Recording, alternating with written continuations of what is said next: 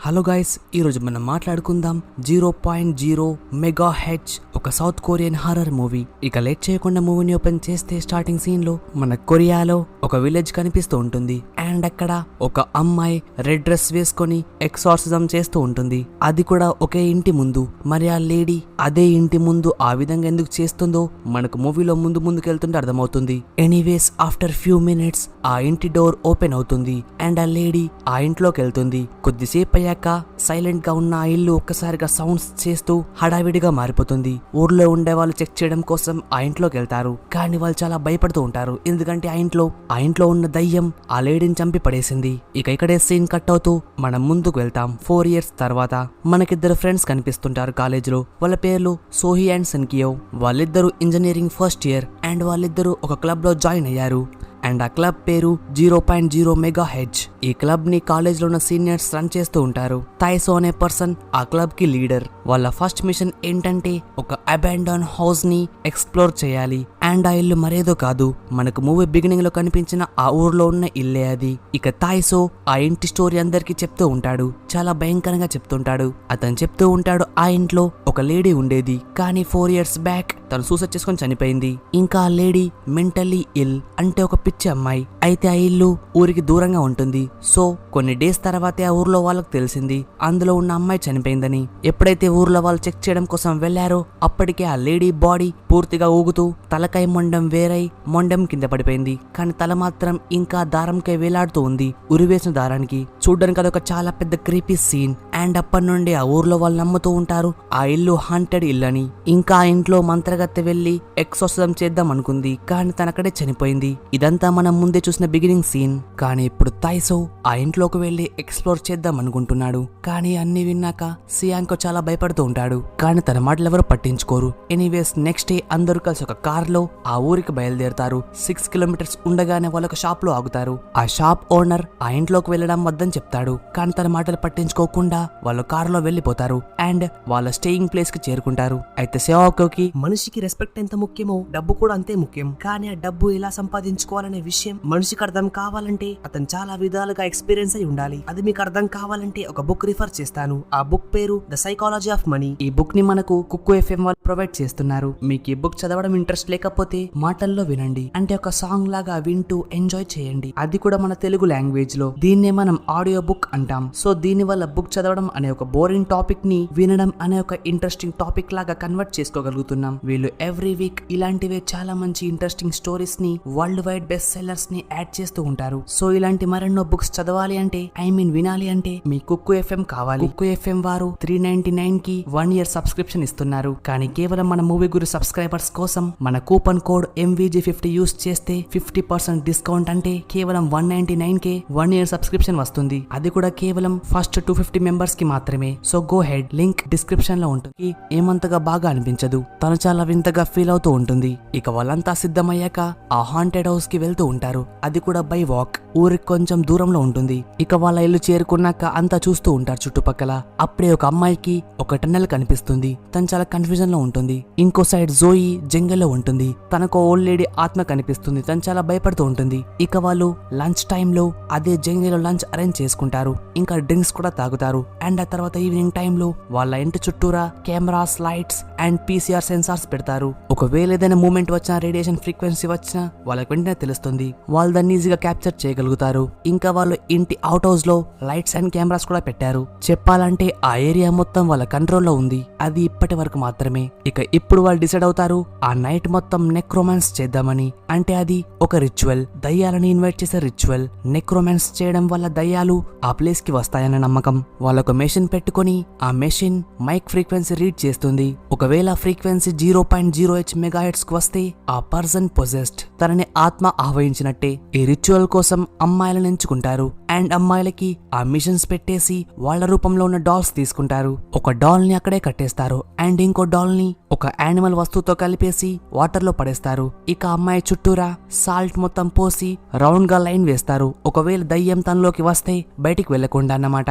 ఇక వాళ్ళ machine start చేయగానే ఓజో అనే అమ్మాయి గట్టిగా అరుస్తూ కేకలు పెడుతూ ఉంటుంది. వాళ్ళు పరిగెట్టుకుని వెళ్లి చూస్తే తను నవ్వుతూ ఉంటుంది. అంటే అదంతా యాక్టింగ్, ప్రాంక్ చేసింది. అయితే ఈ ప్రాసెస్ లో మనకు కనిపిస్తూ ఉంటుంది వాళ్ళు పోసిన సాల్ట్ సర్కిల్ కొద్దిగా చెదిరిపోయింది. ఇక అందరూ బయటికి వెళ్ళిపోతారు. ఇంట్లో కేవలం ఆ అమ్మాయితో తైజు ఉన్నాడు. ఇంకో రూమ్ లో సోహి, సేయాంగ్ ఇక్కడ వెళ్లి పడుకుంటారు. అండ్ ఇంకో సీన్ లో హ్యాన్సీ ఒంటరిగా కంప్యూటర్ మానిటర్ చేస్తూ ఉంటాడు, ఏమైనా కదలికలు వస్తున్నాయా లేవా అని. అయితే ఇంకో సీన్ లో తైజో అండ్ ఆ అమ్మాయి ఆ సాల్ట్ సర్కిల్ లో పడుకుంటారు. ఇక ఇప్పుడే మనకి ఆ ఇంట్లో చనిపోయిన ఆ లేడీ ఆత్మ కనిపిస్తుంటుంది.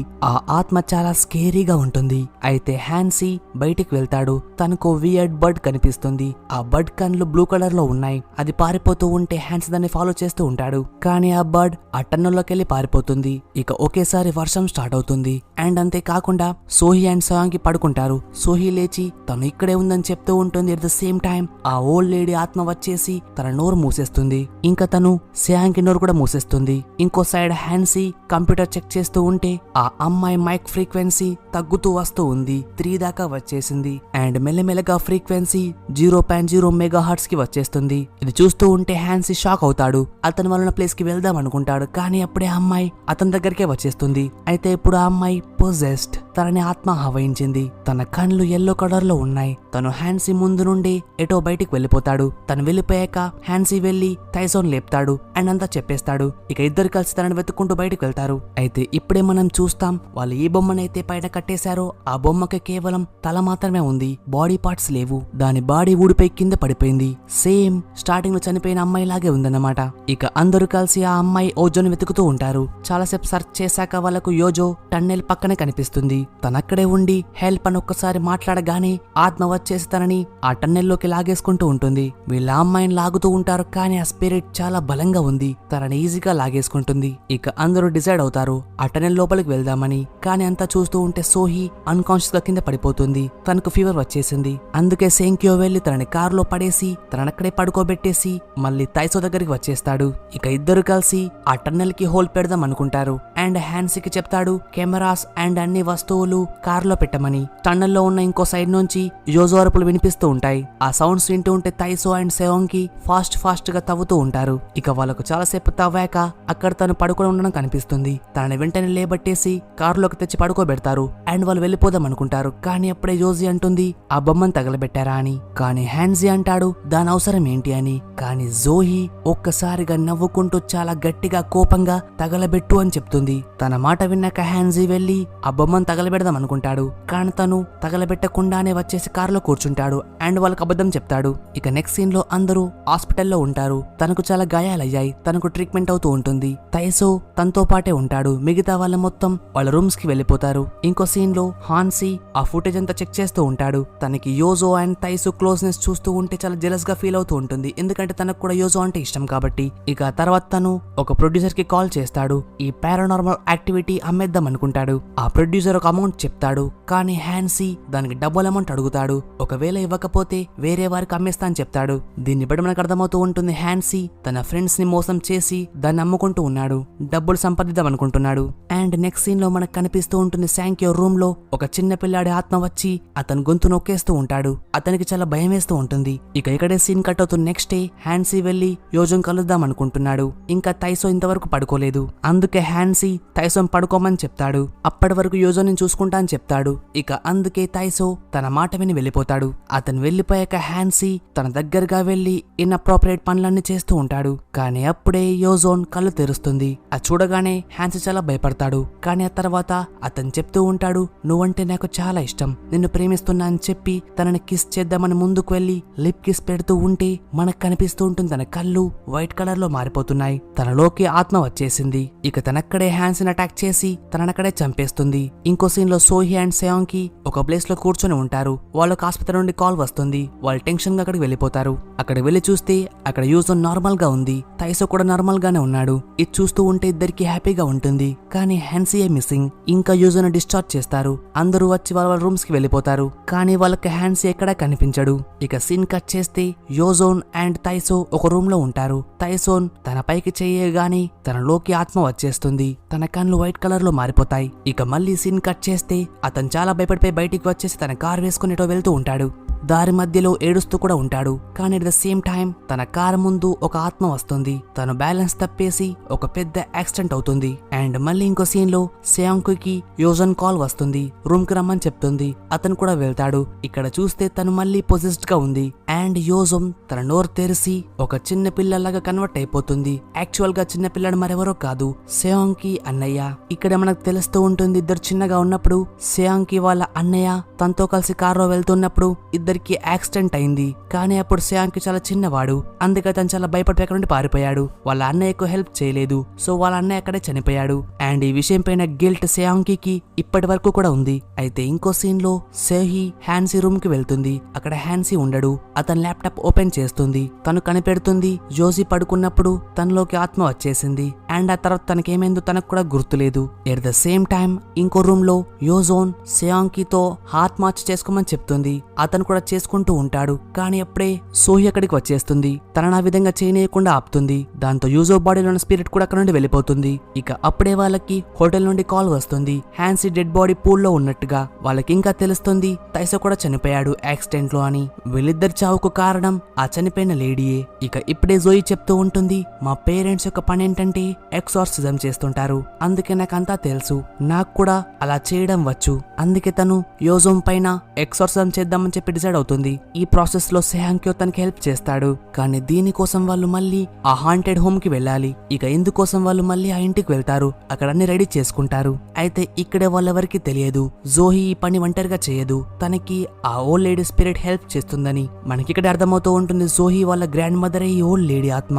తను జోయిని కాపాడడం కోసం తనతో పాటే వస్తూ ఉంటుంది. అందుకే కారులో జోయి వాళ్ళ గ్రాండ్ మదర్ తనతో పాటు చెప్పించింది ఆ బొమ్మను తగలబెట్టేయని. కానీ హ్యాన్సీ ఆ విధంగా చేయలేదు. ఇక ఎనీవేస్ వాళ్ళ మంత్రం స్టార్ట్ చేస్తారు. జోహి బాడీలోకి వాళ్ళ గ్రాండ్ మా వస్తుంది. అండ్ యోజోన్ బాడీలోకి ఆ లేడీ వస్తుంది. తన మంత్రం వేస్తూ ఆత్మ బయటికి వెళ్ళిపోమని చెప్తుంది. కానీ యోజోన్ అవుట్ ఆఫ్ కంట్రోల్ అయిపోయి తనని చంపేయడం కోసం ట్రై చేస్తూ ఉంటుంది. పైకి కిందికి వేస్తూ తన నోట్లోంచి బ్లాక్ లిక్విడ్ బయటికి తీస్తూ ఉంటుంది. జోహి కూడా చాలా ట్రై చేస్తూ ఉంటుంది ఆ ఆత్మను పంపడం కోసం. ఇక సోయాంగ్క్యో బయటికి వస్తాడు. తనకు యోజోన్ ప్లేస్ లో వాళ్ళ అన్నయ్య కనిపిస్తుంటాడు. అతను హెల్ప్ అని గట్టిగా అరుస్తూ ఉంటాడు. ఇక అందుకే వాళ్ళ అన్నయ్యని కాపాడడం కోసం అతను వెళ్లి జోహిపైకి అటాక్ చేస్తాడు. కానీ జోయి చెప్తుంది, నేనందరినీ కాపాడడం కోసమే ట్రై చేస్తున్నాను, నన్ను డిస్టర్బ్ చేయకని చెప్తుంది. ఇక ఇక్కడే మనకు కనిపిస్తూ ఉంటుంది యోజన్ బాడీలోంచి ఇన్ఫాక్ట్ తన నోట్లోంచి ఏదో బయటికి వస్తూ ఉంది. అదేదో కాదు, ఆ లేడీ ఆత్మ. అది చాలా భయంకరంగా తయారైంది. ఆ ఆత్మ ముగ్గురుపై అటాక్ చేస్తూ ఉంటుంది. ఈ ముగ్గురు పారిపోదామనుకుంటారు. కానీ అది సెయాంగ్క్యోని పట్టుకుంటుంది అండ్ అతన్ని ఆ టన్నెల్లోకి లాకెళ్తుంది. కాబట్టి యోజీ తనని కాపాడలేకపోతుంది. కానీ అప్పుడే సెయాంగ్క్యోకి ఆ డాల్ కనిపిస్తుంది. ఏ డాల్ అయితే హ్యాన్సీ కాల్ చేయకుండా పడేశాడు. సో వెంటనే సెయాంగ్క్యో ఆ డాల్ తీసుకుని తన దగ్గర ఉన్న లైటర్ తో కాల్చి పడేస్తాడు. ఆ డాల్ కాలుతూ ఉంటే ఆ లేడీ ఆత్మ కూడా కాలిపోతూ ఉంటుంది. ఇంకా ఆ ఆత్మ డిస్ట్రాయ్ అవుతుంది అండ్ సెయాంగ్క్యో కాపాడబడతాడు. ఇక ముగ్గురు ఆ ప్లేస్ నుంచి వెళ్ళిపోతారు. ముగ్గురు ఇంటికి వెళ్తారు. ఇక సోయి అండ్ సెయాంగ్క్యో నార్మల్ లైఫ్ లీడ్ చేస్తూ ఉంటారు. చాలా హాయిగా ఉంటారు. కానీ వన్ డే సెయాంగ్క్యో జోయితో చెప్తూ ఉంటాడు, నేను ఒక నావెల్ రాశాను పారానార్మల్ యాక్టివిటీ పైన. ఇంకా నావెల్ పబ్లిష్ చేయడానికి నాకు ఒక పబ్లిషర్ కూడా దొరికాడు. ఇది చూసి జోయి చాలా హ్యాపీగా ఉంటుంది. తనని హక్ చేసుకుంటుంది. కానీ అప్పుడే సెయాంగ్క్యోకి కాల్ వస్తుంది. దాన్ని మాట్లాడడం కోసం బయటికి వెళ్తాడు. అతను వెళ్ళాక జోహి తన ల్యాప్టాప్ ఓపెన్ చేసి ఆ నావెల్ చూద్దాం అనుకుంటుంది. తనకి అక్కడ ఫొటోస్ కనిపిస్తుంటాయి. ఇంకొక రికార్డింగ్ కూడా కనిపిస్తుంది. ఆ రికార్డింగ్ ఎప్పటిదంటే సెయాంగ్క్యోని ఆ ఆత్మ టన్నులోకి లాక్కెళ్ళినప్పుడు. ఇక్కడ తను కనిపెడుతుంది ఆ డాల్ కాలిపైన కూడా ఆ ఆత్మ డిస్ట్రాయ్ కాలేదు. సెయాంగ్క్యో లోపలికి వెళ్ళిపోయింది. ఇది చూడగానే యూజి చాలా భయపడుతూ ఉంటుంది. ఎట్ ద సేమ్ టైం సెయాంగ్క్యో వచ్చి తన భుజం పైన చెయ్యి వేస్తాడు. ఇక ఇక్కడతో ఈ మూవీ ఎండ్ అవుతూ ఉంటుంది ఫ్రెండ్స్. సో ఫ్రెండ్స్, ఇదండి మూవీ. ఇలాంటి ఒక 0.0 మెగాహెర్ట్జ్ అనే ఒక గ్రూప్ ఉంటుంది. ఇలాంటివన్నీ చేస్తూ ఉంటారు. పారానార్మల్ యాక్టివిటీస్ పైన ఇన్వెస్టిగేట్ చేస్తూ ఉంటారు. ఒకవేళ మీకు ఏమైనా ఒక లైక్ కొట్టి కామెంట్ చేయండి. అండ్ అంతేకాకుండా ఇంతవరకు మీరు మా ఛానల్ సబ్స్క్రైబ్ చేయకపోతే ఇప్పుడే చేసి పక్కన బెల్ ఐకాన్ యాక్టివేట్ చేసుకోండి మరిన్ని ఇంట్రెస్టింగ్ వీడియోస్ కోసం. ఇక చివరిగా friends, thank you for watching. Keep